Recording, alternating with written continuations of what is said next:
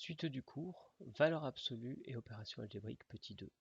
Dans le petit 1, on a vu la définition, maintenant, et les premières propriétés. Maintenant, on va voir comment se comporte la valeur absolue avec les opérations courantes qui sont l'addition, la multiplication et l'exponentiation, c'est-à-dire la puissance. Commençons tout de suite par un résultat très utile, la caractérisation algébrique de la valeur absolue. Alors, que nous dit ce résultat? Il nous dit que pour tout x réel, valeur absolue de x, ça vaut racine de x carré. Alors là, ceux qui suivent le mieux parmi vous vont vous dire, mais attendez, racine de x carré, ça vaut x. Hein? Mais non, je leur répondre. Mais si, ils vont me dire, regardez, vous l'avez écrit dans votre cours. Hein? Il y en a qui se reconnaissent là. Et ils vont me dire, si, regardez, page 1, regardez, c'est clair, il y a écrit propriété immédiate, racine de x carré égale x. Quand je vous dis que vous l'avez écrit, monsieur, hein? C'est vrai, je l'ai écrit. C'est vrai. Sauf qu'il y a quelque chose d'important qui est écrit avant cette formule. Regardez le curseur. Cette formule est valable pour tout réel positif. Tiens, c'est écrit en gras positif. C'est peut-être que c'est important. Et oui, toutes ces formules ne sont valables que pour des réels positifs. Alors, pour ces trois formules-là, on comprend vite pourquoi. Parce que si x n'est pas positif, la racine n'est pas définie. Pareil, si x est négatif, cette racine n'est pas définie. Si x est négatif, ces racines ne sont pas définies. Donc ces trois formules, on comprend bien pourquoi il faut que x soit positif. Par contre, pour cette formule-là, x n'a pas du tout besoin d'être positif, à cause du carré, comme on va voir tout de suite. Il a besoin d'être positif parce que sinon ce résultat est faux. Pour x négatif, c'est ce résultat-là qu'il convient d'utiliser. Et on va tout de suite voir ça avec un exemple.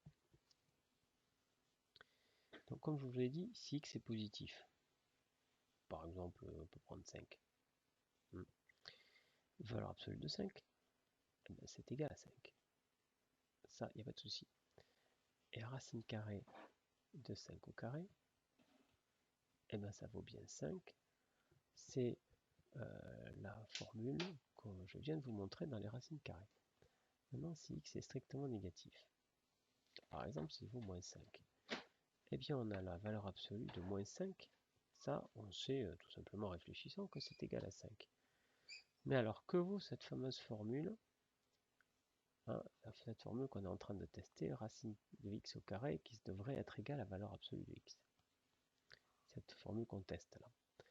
Alors, regardons, ici x il vaut moins 5. Donc je prends moins 5 et je le mets au carré.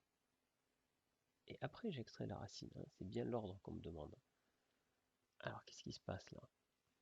Eh bien sous la racine, moins 5 le tout au carré, ça vaut moins 5 facteur de moins 5.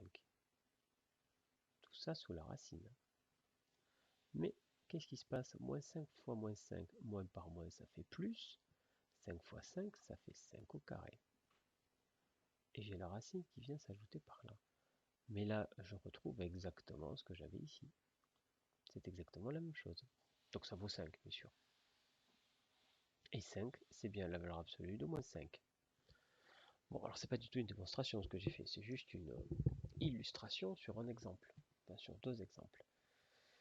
Il faut bien que vous compreniez que quand x est positif, j'ai aucun problème. Quand x est positif, la valeur absolue c'est lui-même terminé. Quand x est négatif, c'est son opposé. Et c'est bien ce que fait cette succession d'opérations. Le carré vient casser le signe moins, en le multipliant par lui-même, et la racine carrée vient casser le carré, du coup il ne reste plus, en fait, c'est comme si on avait fait une opération nulle, si vous voulez, sauf qu'en passant, on a dégagé le signe moins. Donc voilà comment marche cette formule. C'est tout bête, mais c'est très efficace. Donc ça s'appelle la caractérisation algébrique de la valeur absolue. Alors, qu'est-ce qu'on nous dit après? À cause de sa caractérisation, la valeur absolue se comporte comme une racine carrée.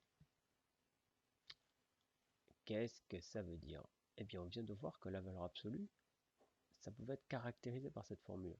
Caractérisé, ça veut dire que on aurait très bien pu vous dire, au lieu de vous dire, alors voilà, regardez, la valeur absolue de x, c'est x si x est positif, moins x si x est négatif.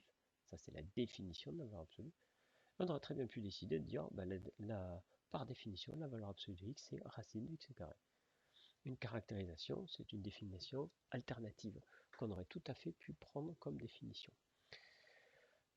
Donc ça veut dire que la valeur absolue, c'est une racine carrée. C'est la racine carrée du carré de x. Et donc, évidemment, elle va se comporter comme une racine carrée. C'est tout à fait logique. En termes de priorité, elle va se comporter comme une racine carrée. C'est-à-dire qu'elle va avoir les mêmes priorités calculatoires que les radicaux. C'est-à-dire que donc la valeur absolue, elle va être très prioritaire. Elle va avoir le même problème avec les sommes. Vous vous souvenez que racine carrée de a plus b, c'était pas du tout égal à racine de a plus racine de b à cause de l'inégalité triangulaire. Et bien on va avoir la même chose pour la valeur absolue. Et par contre, la racine carrée, ça marchait très bien avec les produits et les puissances. Et la valeur absolue va marcher très bien avec les produits et les puissances. Alors on va regarder ça en détail. Premièrement, petit a, la valeur absolue vaut parenthèse. De même, souvenez-vous, il y avait la racine, le radical vaut parenthèse. Donc c'est exactement pareil que pour la racine carrée. Quand vous mettez une valeur absolue autour d'une somme, vous êtes obligé de d'abord effectuer la somme et après effectuer la valeur absolue. Alors attention, c'est pas complètement évident, puisqu'on vous dit que la valeur absolue c'est très prioritaire. La valeur absolue c'est donc plus prioritaire qu'une somme. Mais attention, ce qu'il y a dans la valeur absolue est prioritaire par rapport à la valeur absolue. Pareil pour le produit, pareil pour la puissance. Donc avant de calculer une valeur absolue, il faut déjà calculer ce qu'il y a à l'intérieur, c'est exactement comme une racine. On va tout de suite voir ça dans une application avec l'exercice de cours